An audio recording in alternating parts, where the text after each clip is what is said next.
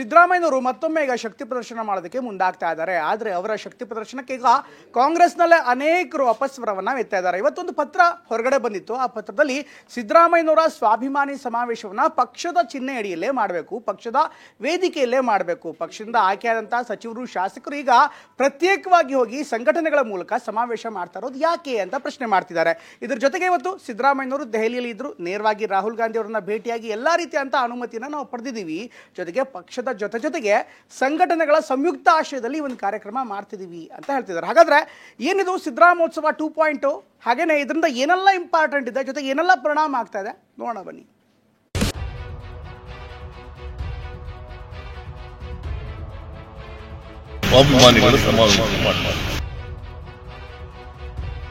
ಪಕ್ಷದ ಸಂಪೂರ್ಣ ಅನುಮತಿ ಇದೆ ಮತ್ತೆ ಸಹಮತ.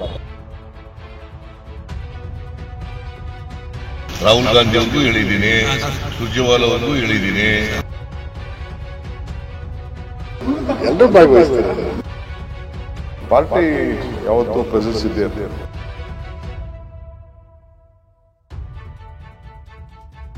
ನೋಡಿದೆಡೆಯೆಲ್ಲ ಜನವೋ ಜನ, ಹೆಜ್ಜೆ ಹೆಜ್ಜೆಗೂ ಜನಸಾಗರ. ಜನ ಜಂಗುಳಿಗೆ ಸಿಲುಕಿ ವೇದಿಕೆಗೆ ಬರಲಾಗದೆ ರಾಹುಲ್ ಗಾಂಧಿಯೇ ಪರದಾಡದಂತ ಕ್ಷಣ. 1-2 10 ಲಕ್ಷಕ್ಕೂ ಅಧಿಕ ಜನ ಹಾಕಿದ್ದ ಕುರ್ಚಿ ಸಾಕಾಗದೆ ನಡು ರಸ್ತೆಯಲ್ಲೇ ನಿಂತು ತೋರಿದ ಅಭಿಮಾನ. ಇದು 2022ರಲ್ಲಿ ದಾವಣಗೆರೆಯಲ್ಲಿ ನಡೆದ ಸಿದ್ದರಾಮೋತ್ಸವದ ದೃಶ್ಯಗಳು. ಈಗ ಮತ್ತೆ ಸಿದ್ದರಾಮೋತ್ಸವ ಹೊಸ ರೂಪದಲ್ಲಿ ಬರ್ತಾ ಇದೆ. ಇದಕ್ಕೆ ಅವರ ಬೆಂಬಲಿಗರು ಕೊಟ್ಟಿರುವ ಹೆಸರೇ ಸಿದ್ದರಾಮಯ್ಯ ಸ್ವಾಭಿಮಾನಿ ಸಮಾವೇಶ.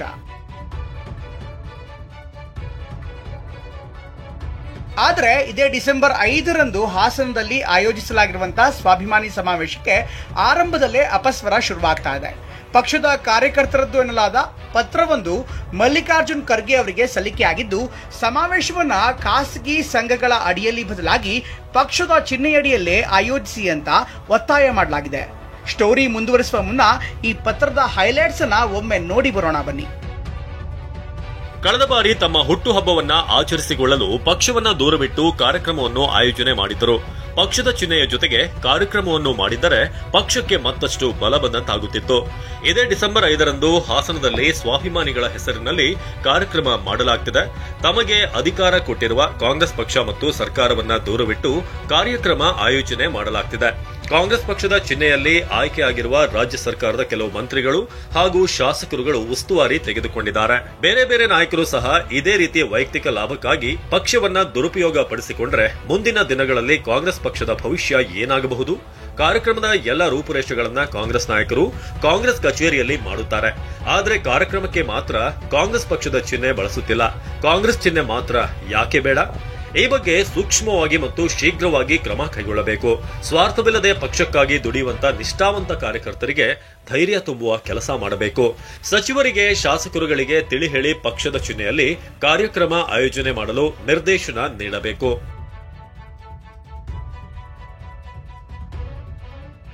ಆದರೆ ಈ ಪತ್ರವನ್ನ ಈಗ ಫೇಕ್ ಎಂದು ಸಿಎಂ ಪುತ್ರ ಡಾಕ್ಟರ್ ಯತೀಂದ್ರ ಹೇಳ್ತಾ ಇದ್ರೆ, ಸಿಎಂ ಸಿದ್ದರಾಮಯ್ಯ ನಾವು ಪಕ್ಷವನ್ನ ಬಿಟ್ಟು ಕಾರ್ಯಕ್ರಮ ಮಾಡ್ತಾ ಇಲ್ಲ, ಹೈಕಮಾಂಡ್ ಪರ್ಮಿಷನ್ ನಮಗಿದೆ ಅಂತ ನೇರವಾಗಿನೇ ಹೇಳ್ತಾ ಇದ್ದಾರೆ. ಪ್ರದೇಶ ಕಾಂಗ್ರೆಸ್ ಸಮಿತಿ ಮತ್ತು ಸ್ವಾಭಿಮಾನಿಗಳ ಒಕ್ಕೂಟ ಸಂಯುಕ್ತ ಆಶ್ರಯದಲ್ಲಿ ಸ್ವಾಭಿಮಾನಿಗಳ ಸಮಾವೇಶ ಮಾಡ್ತಾರೆ. ಅಲ್ಲ, ಖರ್ಗೆ ಅವರು ಭೇಟಿಯಾಗಿದ್ರು, ಹೇಳಿದೆ, ರಾಹುಲ್ ಗಾಂಧಿ ಅವ್ರಿಗೂ ಹೇಳಿದ್ದೀನಿ, ಸುರ್ಜೇವಾಲಾ ಅವ್ರಿಗೂ ಹೇಳಿದ್ದೀನಿ, ಸುರ್ಜೇವಾಲಾ ಅವ್ರನ್ನೂ ಇನ್ವೈಟ್ ಮಾಡಿದ್ದೀನಿ, ಪ್ರದೇಶ ಕಾಂಗ್ರೆಸ್ ಸಮಿತಿ ಅಧ್ಯಕ್ಷರನ್ನು ಇನ್ವೈಟ್ ಮಾಡಿದ್ದೀವಿ. ನಾವು ಮಾಡ್ತಾ ಇಲ್ಲ, ಆಕ್ಚುಲಿ ಅವ್ರು ಮಾಡ್ತಾ ಇರೋದು ನಾವು ಸೇರ್ಕೊಂಡಿದ್ದೀವಿ. ಖಂಡಿತ ಅಂತದ್ ಪತ್ರ ಯಾವುದು ಬಂದಿಲ್ಲ. ಬಹುಶಃ ಯಾವುದು ಫೇಕ್ ಲೆಟರ್ ಹೊರಡ್ತಿರ್ಬೋದು, ನನಗಂತೂ ಯಾವುದು ಬಂದಿಲ್ಲ. ಸೊ ಹಾಗಾಗಿ ಪಕ್ಷದ ಸಂಪೂರ್ಣ ಅನುಮತಿ ಇದೆ ಮತ್ತೆ ಸಹಮತ ಇದೆ. ನಮ್ಮ ಪಕ್ಷದ ಅಧ್ಯಕ್ಷರು ಭಾಗವಹಿಸ್ತಾರೆ, ಬೇರೆ ಬೇರೆ ನಮ್ಮ ಮುಖಂಡಗಳು, ಪಕ್ಷದ ಮುಖಂಡಗಳು ಎಲ್ಲರೂ ಭಾಗವಹಿಸ್ತಾರೆ. ಇದರಿಂದ ಸಿದ್ದರಾಮಯ್ಯನವರು ಒಬ್ಬರೇ ಏನಿಲ್ಲ, ಎಲ್ಲರೂ ಭಾಗವಹಿಸ್ತಾರೆ. ಇದೆಲ್ಲ ಬೆಳವಣಿಗೆ ನಡುವೆ ಸಿದ್ದರಾಮಯ್ಯ ಇಂದು ದೆಹಲಿ ಹೈಕಮಾಂಡ್ ಅಂಗಳದಲ್ಲಿ ಹೆಜ್ಜೆ ಹಾಕಿ ಬಂದಿದ್ದಾರೆ.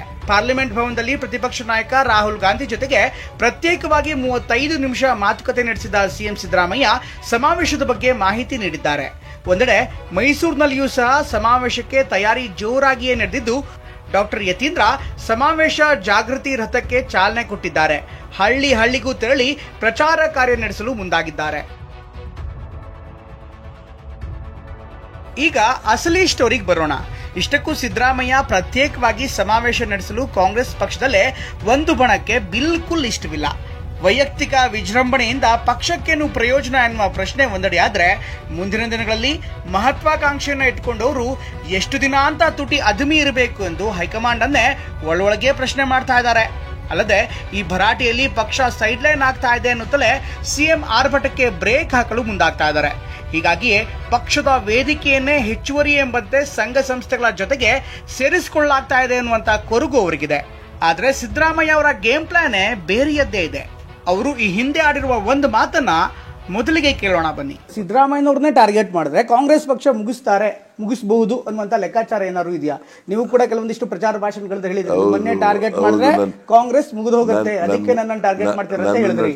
ನನ್ನನ್ನು ಮುಗಿಸಿದ್ರೆ ಕಾಂಗ್ರೆಸ್ ಮುಗಿಸಬಹುದು ಅಂತಕ್ಕಂಥದ್ದು ಅವರ ಉದ್ದೇಶ. ಹೇಗೆ ಸರ್? ಅಂದ್ರೆ ಅವರ ಕ್ಯಾಲ್ಕುಲೇಷನ್ಸ್ ಏನೋ ನಿಮ್ಮ ಮೂಲಕ ಕಾಂಗ್ರೆಸ್ ಪಕ್ಷ ಡ್ಯಾಮೇಜ್ ಮಾಡಬೇಕು ಅಂತಿದ್ದಾರೆ ಅವರು. See, they wanted to destabilise this government. They wanted to remove me from the power. ಹೀಗೆ ಸಿದ್ದರಾಮಯ್ಯ ನಾನೇ ಕಾಂಗ್ರೆಸ್ ಶಕ್ತಿ ಎಂದು ನೇರವಾಗಿ ಕ್ಲೈಮ್ ಮಾಡ್ತಾ ಇದ್ದಾರೆ. ಈಗ ಸಮಾವೇಶದ ಮೂಲಕ ಗಟ್ಟಿ ಮುದ್ರೆಯೊಂದನ್ನ ಒತ್ತಲು ಸಿಎಂ ರೆಡಿ ಆಗ್ತಾ ಇದ್ದಾರೆ. ಒಂದೇ ಕಲ್ನಲ್ಲಿ 3-4 ಹಕ್ಕಿ ಹೊಡೆಯಲು ಸಿದ್ದರಾಮಯ್ಯ ಮುಂದಾಗ್ತಾ ಇದ್ದಾರೆ. ಸಿದ್ದರಾಮಯ್ಯ ಗುರಿ 1, ಟಾರ್ಗೆಟ್ ರಾಜಕಾರಣಕ್ಕೆ ಬಗ್ಗಲ್ಲ ಎಂಬ ಸಂದೇಶ. ಮೂಡ ಹಾಗೂ ಇತರ ಪ್ರಕರಣಕ್ಕೆ ಕೌಂಟರ್ ಆಗಿ ಸಮಾವೇಶ ಮಾಡುವ ಮೂಲಕ ಟಾರ್ಗೆಟ್ ರಾಜಕಾರಣಕ್ಕೆ ಬಗ್ಗಲ್ಲ ಎಂಬ ಮೆಸೇಜ್ ಅನ್ನ ಹೊರಗಿನ ವಿರೋಧಿಗಳಿಗೂ ಹಾಗೂ ಪಕ್ಷದ ಒಳಗಿನ ವಿರೋಧಿಗಳಿಗೂ ಪಾಸ್ ಮಾಡ್ತಾ ಇದ್ದಾರೆ.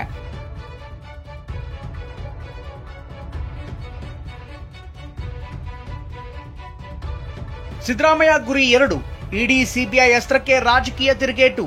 ಸಿದ್ದರಾಮಯ್ಯ ವಿರುದ್ಧ ಮೂಡಾ ಪ್ರಕರಣದಲ್ಲಿ ಈಗಾಗಲೇ ಇಡಿ ಎಂಟ್ರಿ ಕೊಟ್ಟಿದೆ. ಈ ವಿಚಾರ ಈಗಾಗಲೇ ರಾಜಕೀಯವಾಗಿಯೂ ದೊಡ್ಡ ಚರ್ಚೆ ಆಗ್ತಾ ಇದೆ. ಇದಕ್ಕೆ ಈಗ ಸಮಾವೇಶದ ಮೂಲಕವೇ ಭಾರೀ ಸಂಖ್ಯೆಯಲ್ಲಿ ಜನರನ್ನ ಸಂಘಟಿಸಿ ರಾಜಕೀಯವಾಗಿಯೇ ಉತ್ತರಿಸಲು ಮುಂದಾಗ್ತಾ ಇದ್ದಾರೆ.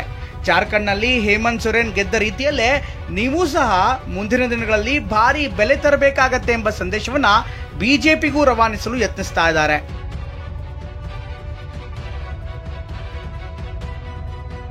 ಸಿದ್ದರಾಮಯ್ಯ ಗುರಿ 3, ಕುರ್ಚಿ ಬದಲಾವಣೆ ಮಾತು ಮತ್ತು ಹೈಕಮಾಂಡ್ಗೆ ಸಂದೇಶ. ಮೂಡಾ ಪ್ರಕರಣದಲ್ಲಿ ಇಡಿ ಎಂಟ್ರಿ ಆದ ಬಳಿಕ ಸಿದ್ದರಾಮಯ್ಯ ಸಿಎಂ ಕುರ್ಚಿಗೆ ಅನೇಕರು ಆಯುಷ್ಯವನ್ನ ಫಿಕ್ಸ್ ಮಾಡಿಬಿಟ್ಟಿದ್ರು.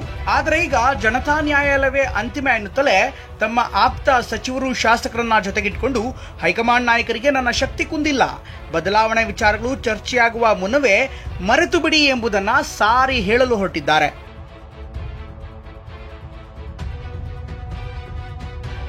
ಸಿದ್ದರಾಮಯ್ಯ ಗುರಿ 4, ಕಾಂಗ್ರೆಸ್ ಪಕ್ಷದಲ್ಲಿ ಮೇಲುಗೈ ಸಾಧಿಸಲು ಯತ್ನ. ಇನ್ನು ಕಾಂಗ್ರೆಸ್ ಪಕ್ಷದಲ್ಲಿ ಈಗಾಗಲೇ ಅಧ್ಯಕ್ಷ ಸ್ಥಾನ ಸೇರಿದಂತೆ ಹಲವು ವಿಷಯಗಳು ಸಹ ಚರ್ಚೆಯಾಗ್ತಾನೆ ಇದೆ. ಈಗ ಪಕ್ಷದ ಇತರ ಶಾಸಕರನ್ನ ಜೊತೆಗಿಟ್ಟುಕೊಂಡು ಸಮಾವೇಶ ಮಾಡುವ ಮೂಲಕ ರಾಹುಲ್ ಗಾಂಧಿ ಅವರನ್ನ ಪ್ರತ್ಯೇಕವಾಗಿ ಭೇಟಿಯಾಗುವ ಮೂಲಕ ಕಾಂಗ್ರೆಸ್ ಪಕ್ಷದಲ್ಲಿ ಮೇಲುಗೈ ಸಾಧಿಸಲು ಸಿದ್ದರಾಮಯ್ಯ ಯತ್ನಿಸ್ತಾ ಇದ್ದಾರೆ. ಈ ಎಲ್ಲಾ ಬೆಳವಣಿಗೆಗಳ ನಡುವೆ ದೆಹಲಿಯಲ್ಲಿ ಮಾಧ್ಯಮಕ್ಕೆ ಮಾತನಾಡಿರುವಂತಹ ಡಿಸಿಎಂ ಡಿಕೆ ಶಿವಕುಮಾರ್, ಸಮಾವೇಶದ ಬಗ್ಗೆ ನಮಗೆ ಮಾಹಿತಿ ಇಲ್ಲ, ಪಕ್ಷದ ಅಸ್ತಿತ್ವ ಕಾರ್ಯಕ್ರಮದಲ್ಲಿ ಇದ್ದೇ ಇರುತ್ತೆ ಅಂತ ಸೂಚನೆ ಕೊಟ್ಟಿದ್ದಾರೆ. ಬಟ್ ನನಗೆ ಚೀಫ್ ಮಿನಿಸ್ಟರ್ ತಿಳಿಸಿದ್ದಾರೆ, ಆ ಕಾರ್ಯಕ್ರಮ ಈ ರೀತಿ ಇವರೆಲ್ಲ ಮಾಡಕ್ ಹೊರಟಿದ್ದಾರೆ ಅಂತ ಅವ್ರು ನನ್ನ ಗಮನಕ್ಕೆ ತಂದಿದ್ದಾರೆ. ಮಿಕ್ಕಿದ್ದು ನಾನು ಇರಲಿಲ್ಲ, ನಾನು ಅವರು ಭೇಟಿ ಮಾಡಿ 3-4 ದಿನ ಆಯಿತು. ನಾನು ಬಂದೆ ಇಲ್ಲಿಗೆ 3 ದಿನ ಆಯಿತು, ತಮಗೆ ಗೊತ್ತಿದೆಯಲ್ಲ. ಪಾರ್ಟಿ ಯಾವತ್ತೂ ಪ್ರೆಸೆನ್ಸ್ ಇದ್ದೇ ಇರ್ತದೆ. ಸಿದ್ದರಾಮಯ್ಯ ಹೀಗೆ ಏಕ್ ಮಾರ್ ದೋ ತುಕುಡ ಫಾರ್ಮುಲಾವನ್ನ ಬಳಸ್ತಾ ಇದ್ದಾರೆ ನಿಜ. ಆದ್ರೆ ದೂರದ ದೆಹಲಿಯ ಮಧ್ಯರಾತ್ರಿಯ ಕೊರೆಯುವ ಚಳಿಯ ರಾಜಕಾರಣವೇ ಬೇರೆಯದ್ದಾಗಿರುತ್ತೆ. ಗಾಳಿ ತಂಪಾಗಿ ಬೀಸ್ತಾ ಇದ್ರೂ ಅದರ ಬಿಸಿ ಮಾತ್ರ ಯಾರನ್ನ ಸುಡುತ್ತೆ ಅಂತ ಹೇಳಲು ಸಾಧ್ಯವಿಲ್ಲ. ಕಾಂಗ್ರೆಸ್ ಎಂಬ 139 ವರ್ಷದ ರಾಜಕೀಯ ಪಕ್ಷದಲ್ಲಿ ತಣ್ಣೀರನ್ನು ತಣಿಸಿ ಕುಡಿಯುವಂತ ಅಲಿಖಿತ ನಿಯಮವೊಂದಿದೆ. ದೆಹಲಿಯ ಯಮುನೆಯಲ್ಲಿ ಅದೆಷ್ಟೋ ನೀರು ಹರಿದು ಹೋಗಿದೆ. ಒಳಸೆಳೆತದ ರಾಜಕಾರಣದಲ್ಲಿ ಕಾವೇರಿ ತಟದ ಸಿದ್ದರಾಮಯ್ಯ ಭಾರ ಹೊತ್ತು ಅದೆಷ್ಟು ದೂರ ಈಜ್ತಾರೆ ಎಂಬುದನ್ನ ಈಗ ಅವರ ಬೆಂಬಲಿಗರ ಜೊತೆಗೆ ವಿರೋಧಿಗಳು ಸಹ ಭಾರಿ ಕುತೂಹಲದಿಂದ ನೋಡ್ತಾ ಇದ್ದಾರೆ. ದೆಹಲಿಯಿಂದ ಹರೀಶ್ ಮತ್ತು ಪ್ರಸನ್ನ ಜೊತೆ ಪ್ರಮೋದ್, ಟಿವಿ9 ಬೆಂಗಳೂರು.